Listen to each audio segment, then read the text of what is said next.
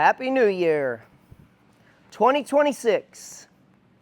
Okay, we got a couple things to cover before I get into workout. Because it's the new year, that means it's a good time to reevaluate the way you're living your life when it comes to your health and fitness. Are there things you need to change?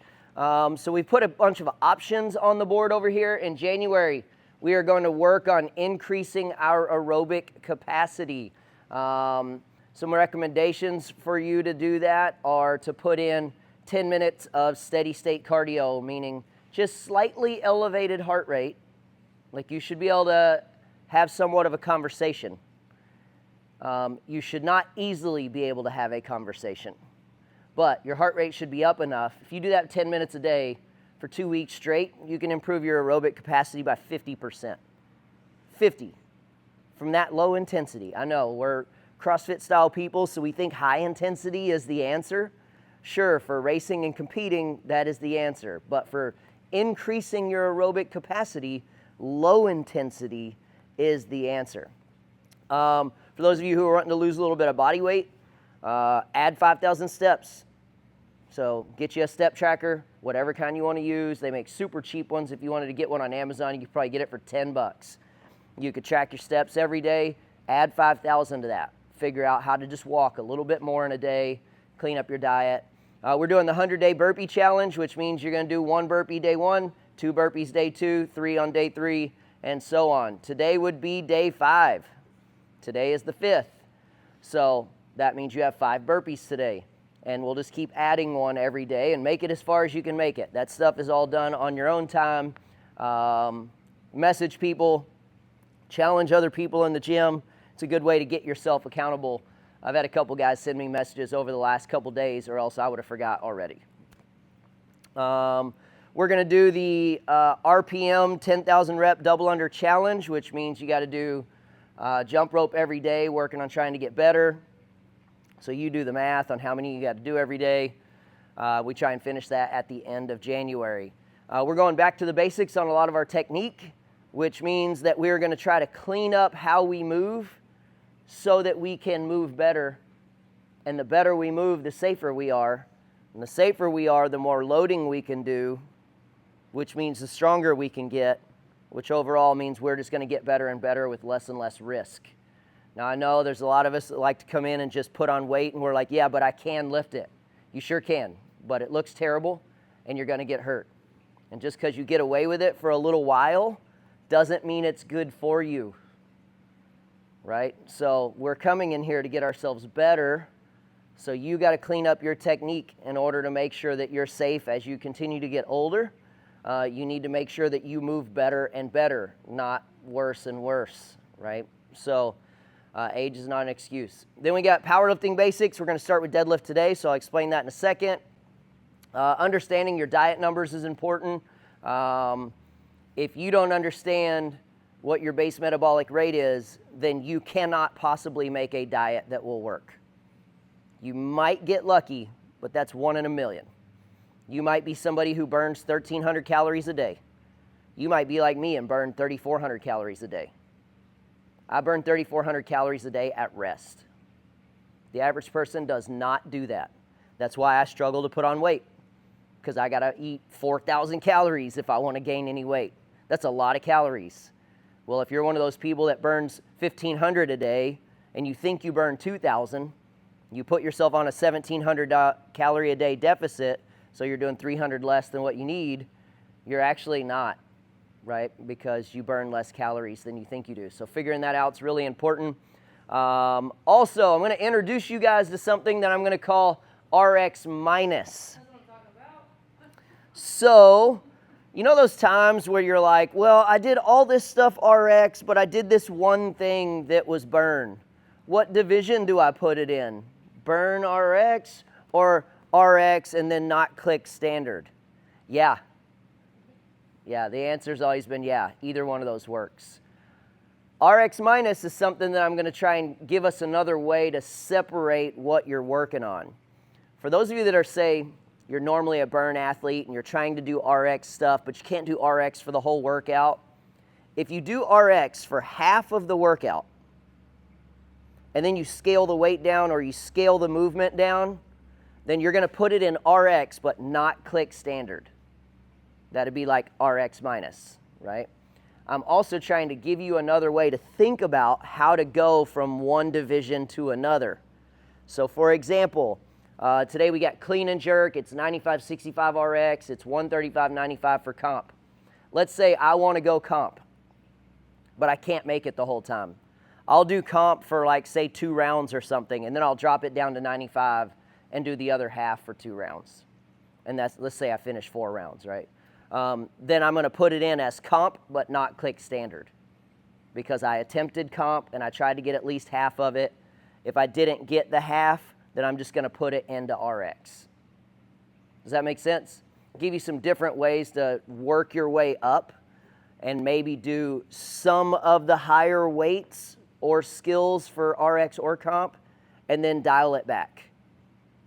And that way you can still get a good workout. Because sometimes you jump into a 10-minute workout, you pick a load that's too heavy for you, and you get 1 round on something that should have taken 5 rounds. Right? Well, now you're not getting much of a workout. You are getting some heavy lifting, but you're not getting much of a workout. Does that make sense?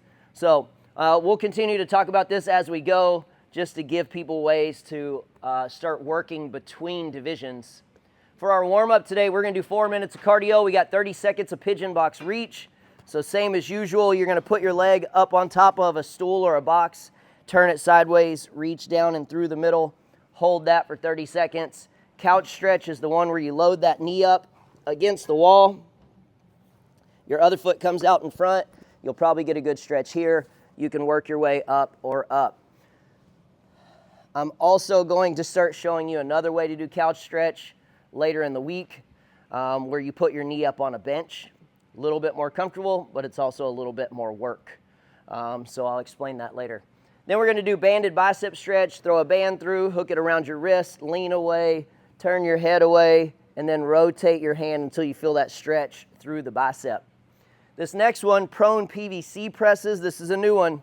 Remember last month I was explaining that we're going to do an all-out assault on fixing shoulder mobility. You're going to go into this position here, face towards the ground, and you're going to bring this down behind your head if you're capable, and you're going to press up, and you're trying to squeeze your shoulder blades together. Pinch those shoulder blades down and together. You're going to work through 20 of those. If you can't get behind your head, just go to the top of your head, but you're trying to get shoulder blades to pinch down and together. And that's what's going to allow you to get behind your head. For those of you that can't bring a bar down behind your head without pain, that's your problem. Your shoulder blades aren't moving, they're stuck, separated. And they need to be able to squeeze together so that that shoulder can sit farther back. That's also going to start reducing shoulder pain and neck pain for you. So we'll do 20 of those.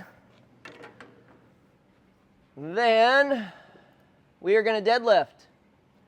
Our goal, like I was talking about a minute ago, is to work on moving better. So as you can see from the guy in the video, head and chest are up. His back has a slight arch. There is never, and I repeat, never, ever, ever, ever, a good time for you to round your back while deadlifting.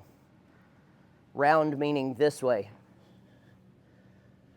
And I mean never. So I can't emphasize this enough. I literally say it 1 billion times, and people do it all day, every day. You go down to pick your bar up, and you round your back. And then you go, I'm going to fix it. And all you really do is adjust your neck, but your back is still rounded. Now, you may think you fixed it, but you have not fixed it. If you bend down like this to grab your bar, your back is going to stay rounded while you lift, and you are at serious risk of hurting yourself. Your spine is so weak in that position, it doesn't matter if we're talking 5 pounds or 500 pounds. You are at instant risk when that spine bends this way. When you arch your back this way, like your butt is up and your chest is up, the muscles on the back side of the spine lock together, and they create safety and strength for the spine, and literally almost impossible to get hurt. And it's a matter of being arched this way or this way. Is the difference in like super safety and strength, super weakness and injury. So keeping your head and chest up when you go down to that bar is really, really important. It's also important on your last rep, where everybody finishes. A bunch of people get into some really good deadlift position, and then they finish their last rep and go, and their back just rounds and it just slams them into the ground. This happens all day in every class, all the time. You are at so much risk when you round that spine like that. You either need to let it go, assuming you have weights on the bar, or squat it back down for one more rep so you don't tweak your back. Oh, just watching commercials over here. Anyway, so we're going to do some deadlift with the intention of trying to improve our technique. We're going to do 8 rounds. The first 2 rounds are 2 reps because I don't want it to be super heavy. I want you to slow yourself down and think about doing perfect form. Don't think about 2 reps. Think about doing 1 perfect deadlift twice. There is a difference. I know it sounds like I'm saying the same thing, but doing 2 reps and doing a perfect rep twice is totally different.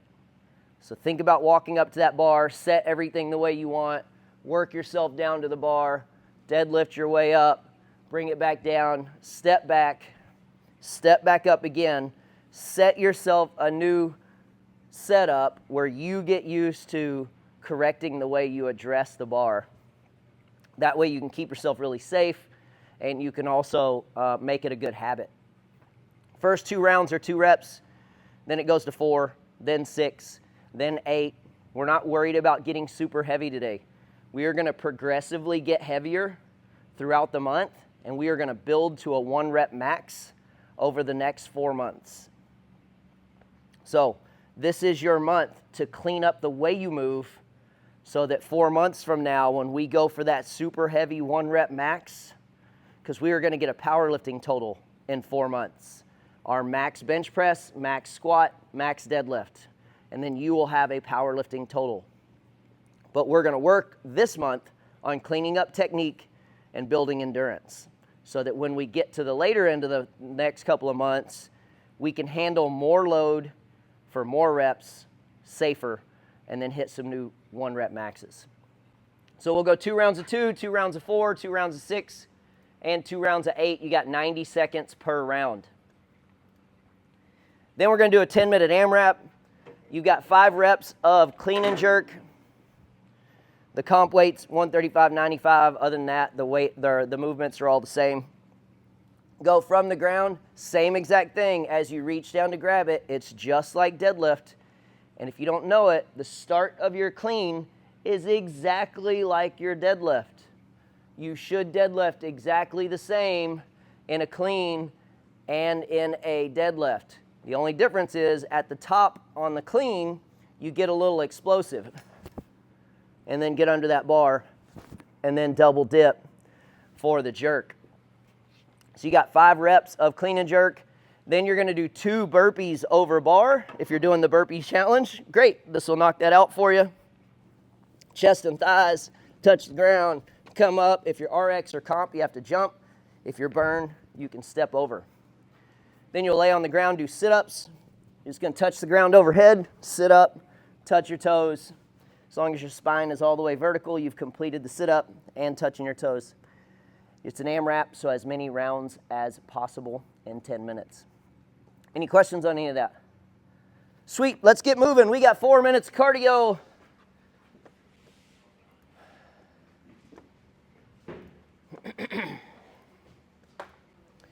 You guys remember what section this is? Is this 6?